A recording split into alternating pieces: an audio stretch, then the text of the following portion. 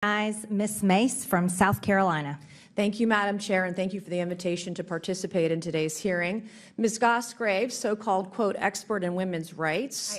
Do you know how many years it took South Carolina to elect its first Republican woman to Congress? Well, what year did 100 years since women got the right to vote. Do you know how many years it took the Citadel, the Military College of South Carolina, to graduate its first woman? Well, 157 years. So I have a series of yes or no questions I would like to ask you based on some of your previous statements. In your opening statement today, you said trans women are women. Ms. Goss Graves, what is a woman? So a woman is an adult female. A woman identifies as a woman, and I actually think it is. What do you consider a female? What is a female?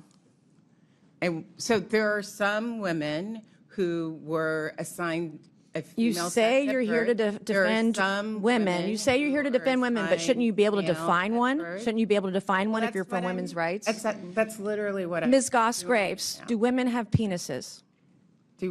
So again, I believe that women. Democrats have gone so crazy. Women can have penises. That's not a thing. That's not biology. It's not science. And you sound like a lunatic. And the women. Should young girls just get used to penises in their locker rooms and showers? My next question, yes or no? Should little girls get used to penises in their locker rooms and showers?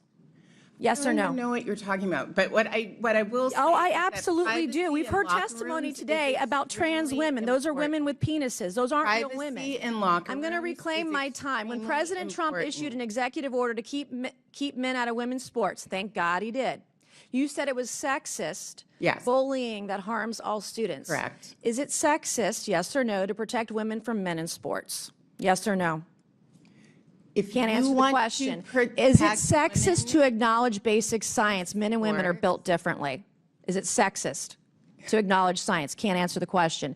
Does forcing little girls to strip down in front of men in locker rooms harm girls? Does forcing little girls to strip down in front of men in the locker room harm little girls? Yes or no? Can't answer the question. Does forcing little girls to shower, I'm going to reclaim my time. You can quit talking. These are yes or no questions. You can answer them or not. And you've chosen not to answer the questions today because you don't know how. It's shameful. You know how to answer. Do you support drugging and chopping off kids' genitals in the name of inclusion? Is that a thing for you? I have to say. You get off on that? So stunned. All right. When a biological man crushes a girl in a contact sport and sends her to the ER, is that your idea of empowerment? Is that empowering women when a young man beats a girl and takes her, sends her to the ER in a contact sport? Is that empowering women? Is that what that is? Are you talking about Miss McNabb? I'm talking about any woman who gets crushed in a sport by a man physically and has to go to the ER. Miss McNabb and others. I'm going to reclaim my time. Concussion so, protocol. Madam Chair, we'll show that the witness. I'm going to reclaim my time. You can stop talking now. I'm reclaiming. This is Ms. Mace's time, Ms. Goss Graves. I would like some of that time back, Madam Chair. If a man can be a woman, just identify as a woman, as you say, just by saying so, what is the point of having women's sports? What is the point of women's spaces? What is the point of women's scholarships? If you're just going to allow men to take them away, why even bother? Why bother? The loudest voices, I'm not asking you a question, I'm speaking. The loudest voices on the left claiming to fight for women's rights are the very first people to take them away, steal them, and tear these women down. You're the first to erase them. Mr. Liefeld, Ms. Goss Graves, you all are shameful. I didn't come here to play with an ideology hell-bent on erasing women and grooming children. That's what you all are. You're groomers. And we're not going to. The chairwoman and I, Madam Chair, I'm going to reclaim my. This is Ms. Mace's time. Ms. Goss Graves. Ms. Goss Graves. This is a shocking thing to say about Ms. Goss Graves, you are not recognized. Okay, but I just want to say that is a shocking. You are not recognized, Ms. Goss Graves. The time belongs to Ms. Mace. Okay, fine. Like Chairwoman Graham, I've been holding the line for women, standing between perverts and the rights of women and girls, and we're not going to let anyone in this country forget what a woman is. Mr. Liefeld, will you face Ms. Stephanie Turner today? Will you look her in the eyes?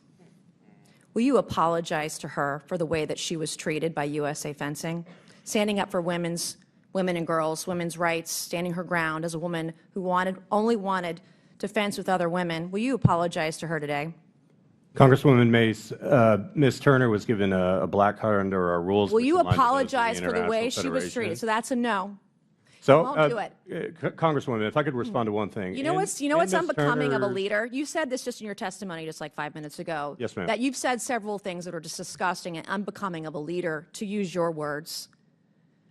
It's unbecoming of a leader today to acknowledge what has happened to this young woman. You just look at her face and look what she has been through, the courage it took her to stand up for her rights as a woman and other women in other sports all across the country. And you can't even as a man look her in the eye and apologize for what happened to her. And as not one. And I yield back. The gentlelady yields. In closing, I want to thank our witnesses once again. A tense and highly emotional exchange unfolded on Capitol Hill during a House committee hearing, as South Carolina Congresswoman Nancy Mace pressed witnesses on issues involving gender definition, women's sports, and locker room policies. Mace opened her remarks by highlighting long historical delays in women's advancement, pointing out how long it took her state to elect its first Republican woman to Congress and how many years passed before South Carolina's Citadel Military College graduated its first female cadet. She then turned her questioning to witness Fatima Goss Graves, a civil rights advocate and president of the National Women's Law Center. Mace repeatedly asked Goss Graves to define what constitutes a woman, pressing for a yes or no answer. Goss Graves responded that a woman is an adult female who identifies as a woman, emphasizing that sex and gender can be more complex than a single definition. The Congresswoman pushed further, challenging the witness on whether transgender women should be allowed in women's restrooms, locker rooms, and sports competitions. Mace referenced previous statements from the witness supporting transgender inclusion and suggested that such policies could compromise fairness and safety in women's athletics. As tensions rose, the hearing became increasingly confrontational. Mace accused advocacy groups of undermining women's rights, while Goss Graves repeatedly attempted to clarify her positions but was interrupted as the Congresswoman reclaimed her time. The discussion then shifted to USA fencing, where Mace questioned Representative Phil Andrews about an incident involving female fencer Stephanie Turner, who has argued that she faced unfair treatment after raising concerns about competing against transgender athletes. Mace asked Andrews directly whether he would apologize to Turner for how the organization handled the situation. Andrews responded by citing USA Fencing's rules but did not offer an apology, prompting further criticism from Mace. Committee leadership stepped in several times as the exchange grew increasingly contentious, with the chair reminding witnesses and members of procedure. The hearing concluded with closing remarks thanking the participants, but the debate underscored the sharply divided positions in Congress over transgender participation in women's sports, the definition of gender, and how policies should balance inclusion with fairness and safety.